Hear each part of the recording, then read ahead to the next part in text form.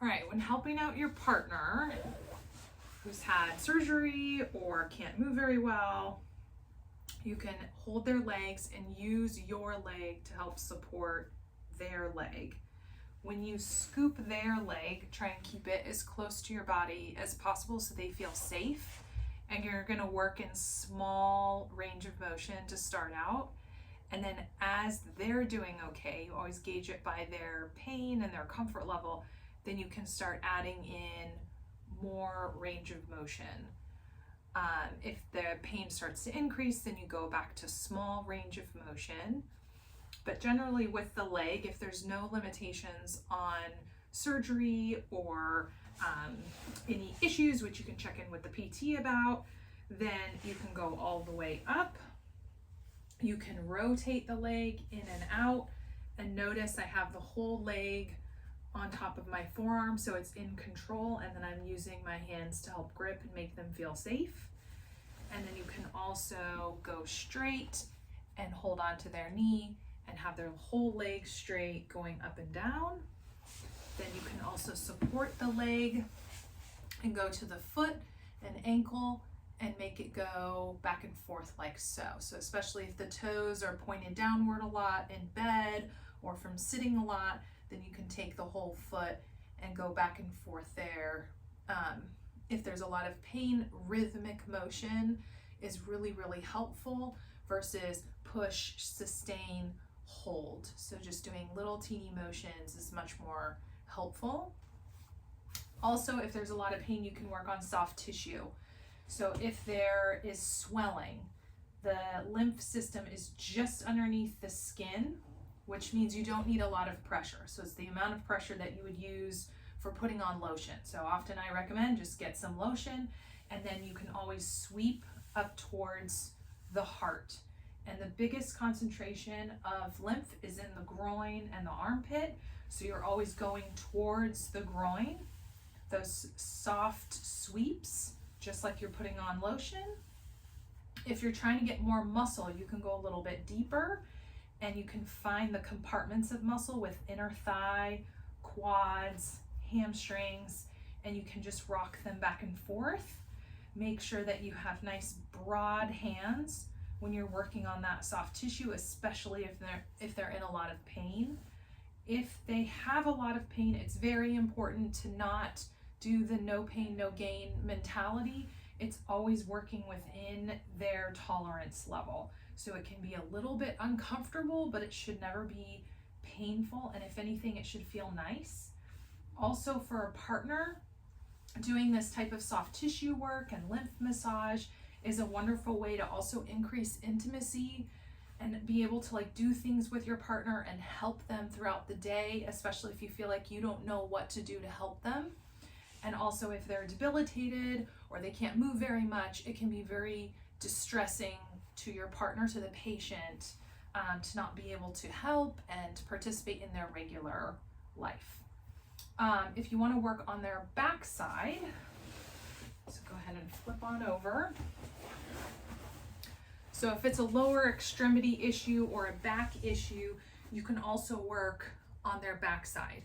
So same thing, trying to support the whole leg with both of your hands.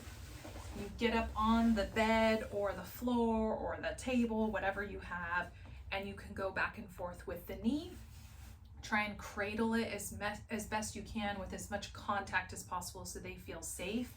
And then you can also work on the ankle here. This also gives you much better access to the calf. So if you have your partner in this position, putting a pillow underneath their feet, like so, there we go, got it, thank you. Can also be helpful, so then their feet are just a little bit more comfortable at ankles. And so here you can work on their calves, and you can rock back and forth, kind of doing this breaking bread motion that way.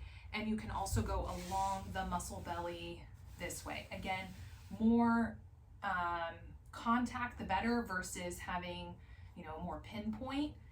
Can be a little bit more uncomfortable or just too specific. Then hamstrings, again, you can kind of do that breaking of the bread kind of motion like this with the hamstrings. And note the hamstrings, they divide into two groups here. So you can work on the inner thigh side and you can work on the outer thigh side as well. And here you can also access the inner thigh, the adductors too. Up higher, this is the sacrum, here's the spine. So sacrum, there's some pretty cool techniques that you can do on the glutes. So glutes, they're the middleman between legs and back. So these techniques can help out with both. So you can do what I call scrubbing, sacral scrubbing. So along the sacrum, you put your hands on top of each other and you're doing like a scrubbing motion with the tips of your fingers. This is usually like a hurt so good kind of technique because this is an attachment site for a lot of the glutes. So you're kind of working all along where those tendinous structures are. You can also use full hand, more like heel of the hand on glutes. Put a little bit of pressure through the heel of your hand, not a lot. And you can also rock the foot back and forth, and that makes the glutes glide underneath the heel of your hand. And then you can reposition the hand and go again based on comfort. The more to the outer glutes or outer thigh that you go can be a little bit more tender because again, you're getting to an attachment site for a lot of those glutes, but it usually is like a hurt so good situation. The sacrum, you can traction it down. So you can take your whole hand or the heel of your hand and then stand up by the head of your partner, and then you're going to push down towards the feet. And it's usually a feel-good treatment. It takes some of the pressure off the low back.